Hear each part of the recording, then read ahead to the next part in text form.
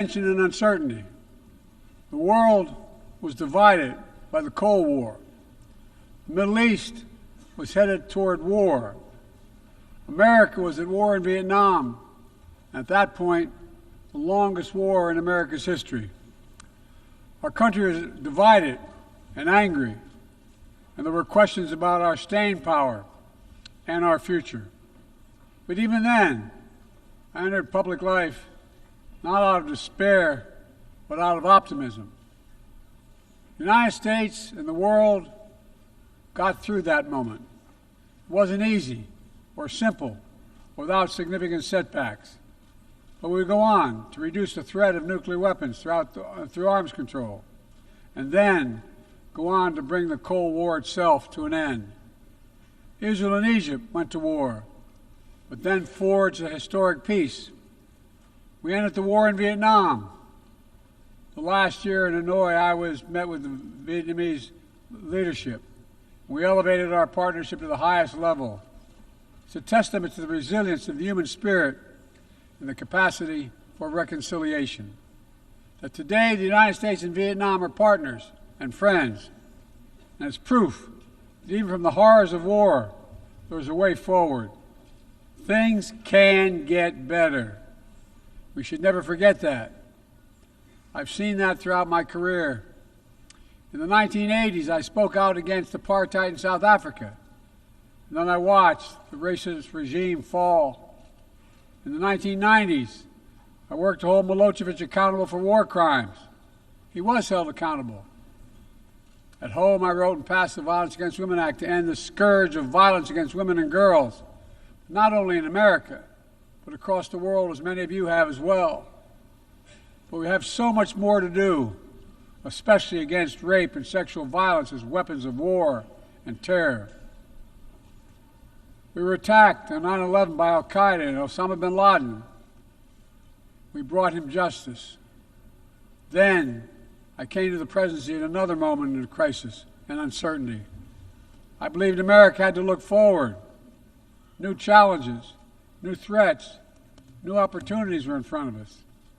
We needed to put ourselves in a position to see the threats, to deal with the challenges, and to seize the opportunities as well.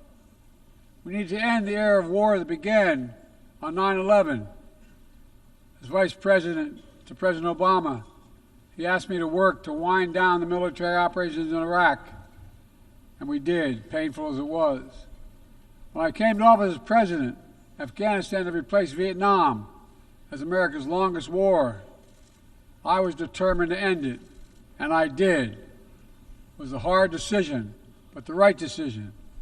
4 American presidents had faced that decision, but I was determined not to leave it to the 5th. It was a decision accompanied by tragedy. 13 brave Americans lost their lives, along with hundreds of Afghans in a suicide bomb. I think those lost lives, I think of them every day.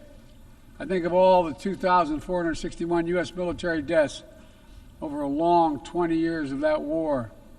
20,744 American servicemen wounded in action.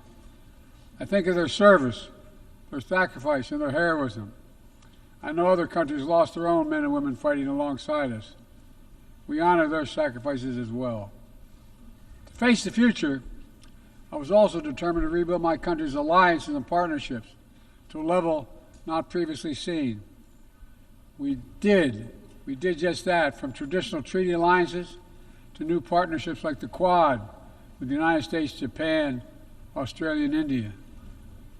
I know many look at the world today and see difficulties and react with despair, but I do not. I won't. As leaders, we don't have the luxury. I recognize the challenges from Ukraine to Gaza to Sudan and beyond.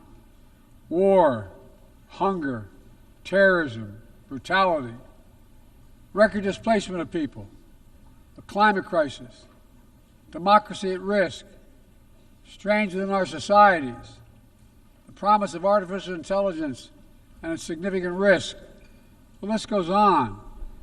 But maybe because all I've seen and all we have done together over the decades, I have hope. I know there is a way forward.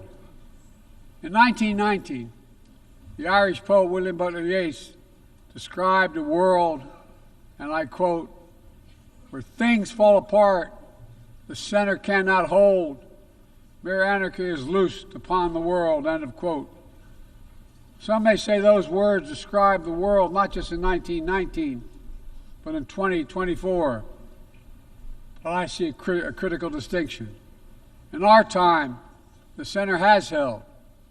Leaders and people from every region and across the political spectrum have stood together, turned the page. We turned the page in the worst pandemic in a century.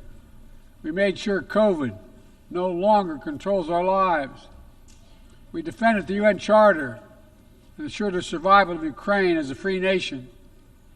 My country made the largest investment in climate, clean energy, ever anywhere in history.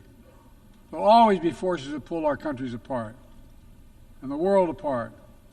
Aggression, extremism, chaos, and cynicism. A desire to retreat from the world and go it alone. Our task, our test, is to make sure that the forces holding us together are stronger than those who are pulling us apart. That the principles of partnership that we came here each year to uphold can withstand the challenges. That the center holds once again. My fellow leaders, I truly believe we're at another inflection point in world history, where the choices we make today will determine our future for decades to come. Will we stand behind the principles that unite us? Will we stand firm against aggression? Will we end the conflicts that are raging today? Will we take on global challenges like climate change, hunger, and disease? Will we plan now for the opportunities and risk of a revolutionary new technologies? I want to talk today about each of these decisions and the actions, in my view, we must take. To start, each of us in this body has made a commitment to the principles of the UN Charter to stand up against aggression. When Russia invaded Ukraine, we could have stood by and merely protested. But Vice President Harris and I understood that that was an assault on everything this institution was supposed to stand for. And so, my direction, America stepped into the breach, providing massive security and economic and humanitarian assistance. Our NATO allies and partners in 50-plus nations stood up as well. But most importantly, the Ukrainian people stood up. I asked the people of this chamber to stand up for them. The good news is Putin's war has failed and at his core aim. He set out to destroy Ukraine, but Ukraine is still free. He set out to weaken NATO, but NATO is bigger, stronger, and more united than ever before, with 2 new members, Finland and Sweden. But we cannot let up. The world now has another choice to make. Will we sustain our support to help Ukraine win this war and preserve its freedom, or walk away and let aggression be renewed and a nation be destroyed? I know my answer. We cannot grow weary. We cannot look away. And we will not let up on our support for Ukraine, not until Ukraine wins a just and durable peace in the UN Charter.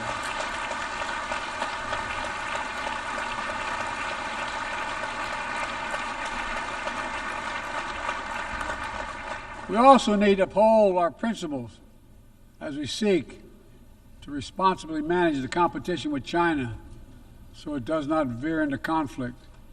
We stand ready to cooperate on urgent challenges for the good of our people and the people everywhere. We recently resumed cooperation with China to stop the flow of deadly synthetic narcotics. I appreciate the collaboration. It matters for the people of my country and many others around the world. On matters of conviction, the United States is unabashed, pushing back against unfair economic competition, against military coercion of other nations in the South China Sea, in maintaining peace and stability across the Taiwan Straits, in protecting our most advanced technologies so they cannot be used against us or any of our partners. At the same time, We're going to continue to strengthen our network of alliances and partnerships across the Indo-Pacific. These partnerships are not against any nation. They're building blocks for a free, open, secure, and peaceful Indo-Pacific. We're also working to bring greater measure of peace and stability to the Middle East. The world must not flinch from the horrors of October 7th. Any country would have the right and responsibility to ensure that such an attack can never happen again. Thousands of armed Hamas terrorists invaded a sovereign state, slaughtering and massacring more than 1,200 people, including 46 Americans, in their homes and at a music festival. Despicable acts of sexual violence, 250 innocents taken hostage. I've met with the families of those hostages. I've grieved with them. They're going through hell. Innocent civilians in Gaza are also going through hell. Thousands and thousands killed, including aid workers. Too many families dislocated, crowding into tents, facing a dire humanitarian situation. They did not ask for this war that Hamas started. I put forward with Qatar and Egypt a ceasefire and hostage deal. It's been endorsed by the UN Security Council.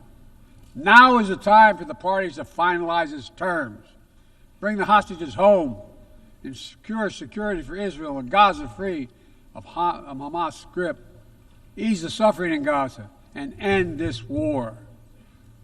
On October 7th,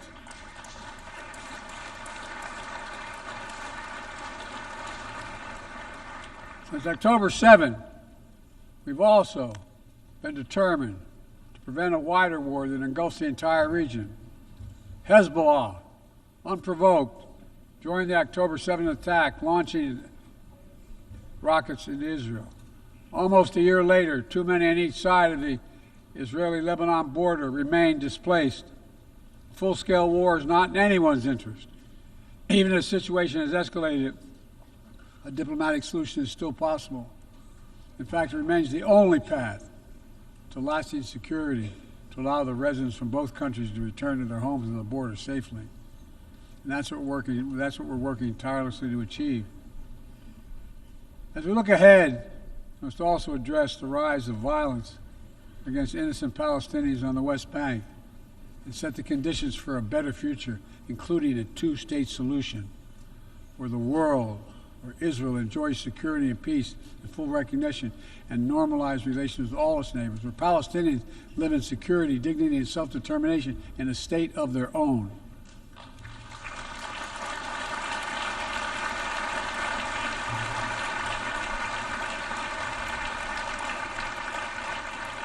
Progress toward peace will put us in a stronger position to deal with the ongoing threat posed by Iran.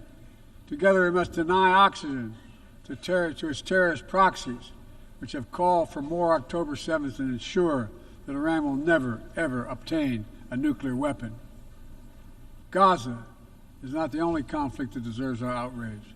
In Sudan, a bloody civil war unleashed one of the world's worst humanitarian crises. 8 million on the brink of famine. Hundreds of thousands already there. Atrocities in Darfur and elsewhere. The United States has led the world in providing humanitarian aid to Sudan. And with our partners, we've led diplomatic talks to try to silence the guns and avert a wider famine. The world needs to stop arming the generals, to speak with one voice and tell them, stop tearing your country apart, stop blocking aid to the Sudanese people, end this war now.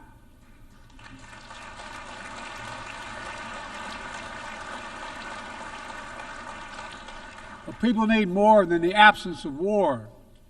They need a chance to live in dignity. They need to be protected from the ravages of climate change, hunger, and disease.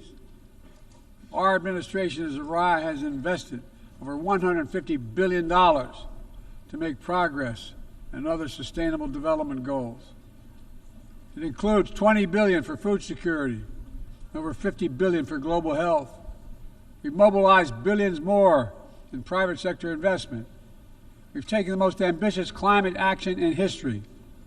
We've moved to rejoin the Paris Agreement on day one. And today, my country is finally on track to cut emissions in half by 2030. On track to honor my pledge to quadruple climate financing to developing nations with $11 billion thus far this year. We've rejoined the World Health Organization, donating nearly 700 million doses of COVID vaccine to 117 countries. We must now move quickly to face Mpox outbreak in Africa. We're prepared to commit $500 million to help African countries prevent and respond to Mpox and to donate 1 million doses of Mpox vaccine now.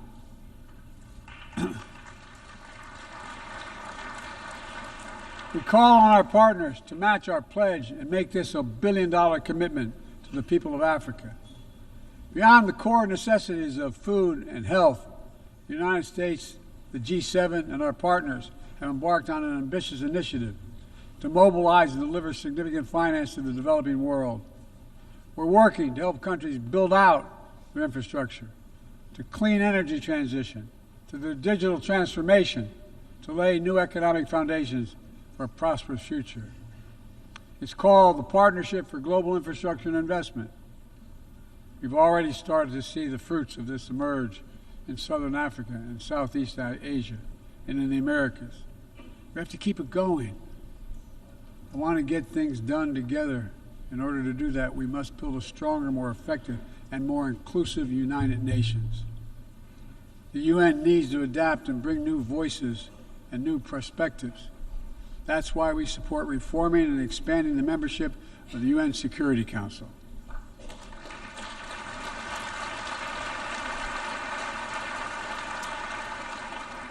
Our UN ambassador just laid out our detailed vision to reflect today's world, not yesterday's. It's time to move forward. The Security Council, like the UN itself, needs to go back to the job of making peace, of brokering deals to end wars and suffering. And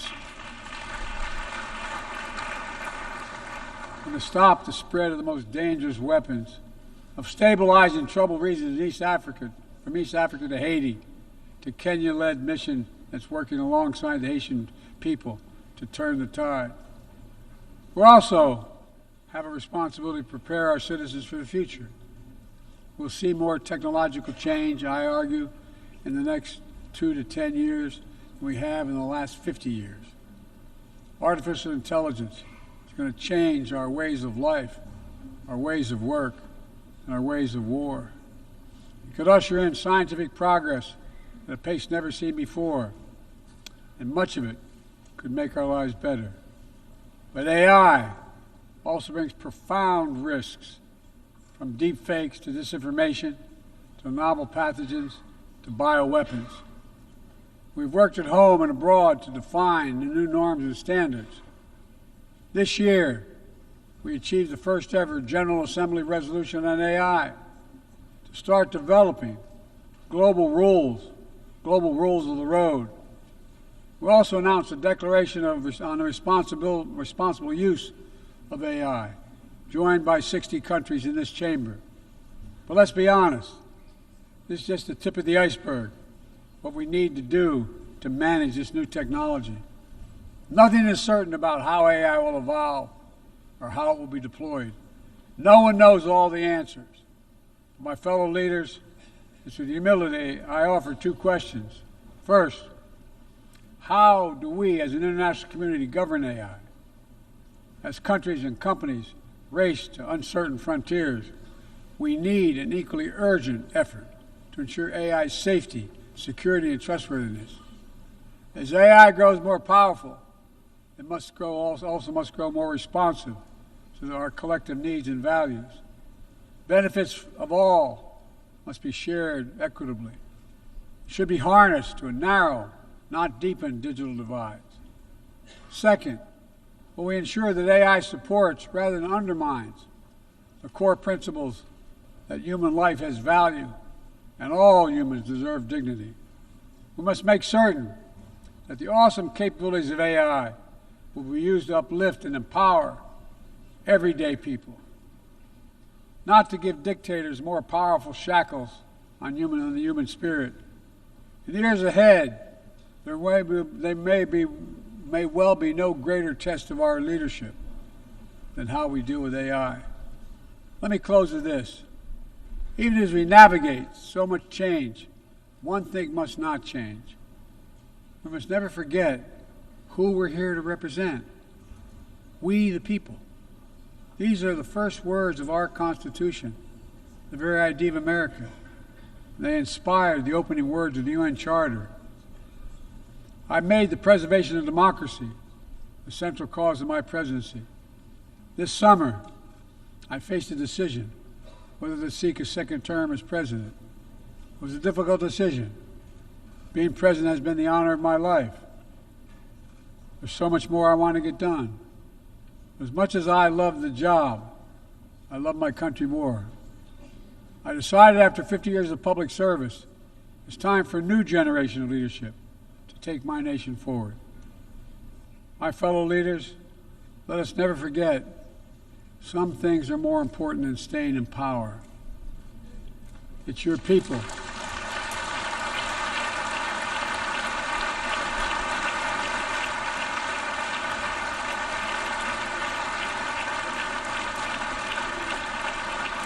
It's your people that matter the most. Never forget, we are here to serve the people, not the other way around. Because the future will be won by those who unleash the full potential of their people, to breathe free, to think freely, to innovate, to educate, to live and love openly without fear. That's the soul of democracy. It does not belong to any one country. I've seen it all around the world, in the brave men and women who ended apartheid, brought down the Berlin Wall, fight today for freedom and justice and dignity. We saw it, that universal yearning for rights and freedom in Venezuela, where millions cast their vote for change that hadn't been recognized. But it can't be denied. The world knows the truth. We saw in Uganda, LGBT activists demanding safety and recognition of their common humanity. We see in citizens across the world peacefully choosing their future. From Ghana to India to South Korea, nations representing 1/4 of humanity who will hold elections this year alone. It's remarkable, the power of we the people, that makes me more optimistic about the future than I've ever been. Since I was first elected to the United States Senate in 1972, every age faces its challenges. I saw it as a young man. I see it today. But we are stronger than we think. We're stronger together than alone. And what the people call impossible is just an illusion. Nelson Mandela taught us, and I quote, "It always seems impossible until it's done. It always seems impossible until it's done." My fellow leaders, there's nothing that's beyond our capacity if we work together. Let's work together. God bless you all, and may God protect all those who seek peace. Thank you.